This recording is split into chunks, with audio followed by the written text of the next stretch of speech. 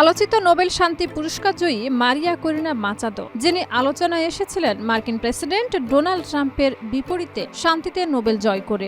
সেই মাচাদো দেশ ছাড়ার সময় এক দুর্ঘটনায় পড়ে গিয়ে মেরুদণ্ডের একটি হাড় ভেঙেছেন। নোবেল শান্তি পুরস্কার গ্রহণের উদ্দেশ্যে গোপনে ভেনেজুয়েলা ত্যাগ করার সময় তিনি আহত হন।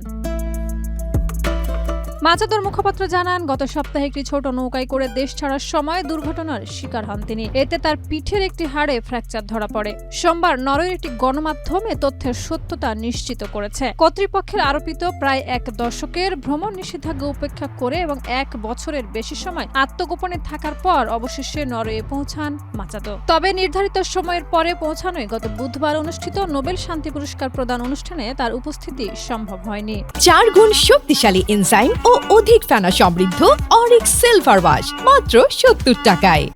নরওয়ের দৈনিক আফটেনপোস্টেন জানিয়েছে, অস্ত্রতে চিকিৎসকদের পরীক্ষায় তার মেরুদণ্ডে একটি ফ্র্যাকচার ধরা পড়ে। নাম প্রকাশে অনিচ্ছুক সূত্রের বরাতে পত্রিকাটি জানায়, নৌযাত্রার সময় বৈরী আবহাওয়ার কারণেই তিনি এ আঘাত পান।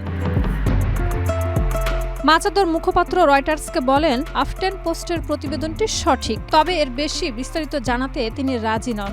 এর আগে রয়টার্স জানিয়েছিল, মাচাদো গত সপ্তাহের শুরুতে নৌকায় করে ভেনেজুয়েলা ছাড়েন এবং ক্যারিবীয় দ্বীপ কুরাসাও পৌঁছান। সেখান থেকে তিনি যুক্তরাষ্ট্র হয়ে একটি ব্যক্তিগত বিমানে নরওয়ের উদ্দেশ্যে যাত্রা করেন।